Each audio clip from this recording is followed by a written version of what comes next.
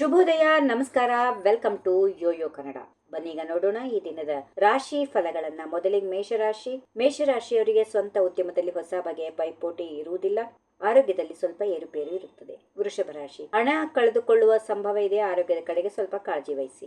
ಮಿಥುನ ರಾಶಿ, ಕುಟುಂಬದ ಅಗತ್ಯಗಳನ್ನ ಪೂರೈಸುವುದರಲ್ಲಿ ಅನೇಕ ಬಾರಿ ನಿಮಗಾಗಿ ಸಮಯ ನೀಡುವುದನ್ನೇ ಮರೆತು ಹೋಗುತ್ತೀರಿ. ಕಟಕ ರಾಶಿ, ದೀರ್ಘಕಾಲದ ಸಮಸ್ಯೆಗಳಿಗೆ ಪರಿಹಾರ ಶಾಶ್ವತವಾಗಿ ಸಿಗಲಿದೆ. ಸಿಂಹ ರಾಶಿ, ತಾವು ಬಯಸಿದ ಕ್ಷೇತ್ರದಲ್ಲಿ ಸಾಧನೆ ಮಾಡುವಲ್ಲಿ ಯಶಸ್ಸು ಕಾಣುತ್ತೀರಿ. ಕನ್ಯಾ ರಾಶಿ, ದೂರದ ಪ್ರಯಾಣ, ಖರ್ಚು ಹೆಚ್ಚಾಗುವ ಸಂಭವ. ಮಾತಾಡುವಾಗ ಸ್ವಲ್ಪ ಎಚ್ಚರವೇ. ಮುಂದಿನ ರಾಶಿ ತುಲಾ, ಕಿರಿಯ ಸಹೋದರರೊಂದಿಗೆ ಹೆಚ್ಚು ಸಮಯ ಕಳೆಯಲು ಪ್ರಯತ್ನ ನಡೆಸುತ್ತೀರಿ.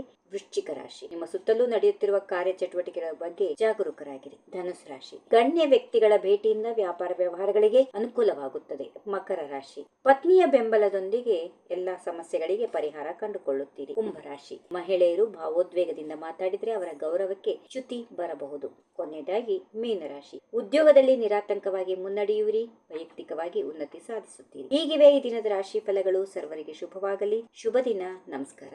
If you like this video, ಬೇಗ ಲೈಕ್ ಮಾಡಿ, ಕಾಮೆಂಟ್ ಮಾಡಿ, ಶೇರ್ ಮಾಡಿ ಹಾಗೂ ಯೋಯೋ ಟಿವಿ ಕನ್ನಡವನ್ನು ಸಬ್ಸ್ಕ್ರೈಬ್ ಮಾಡಿ.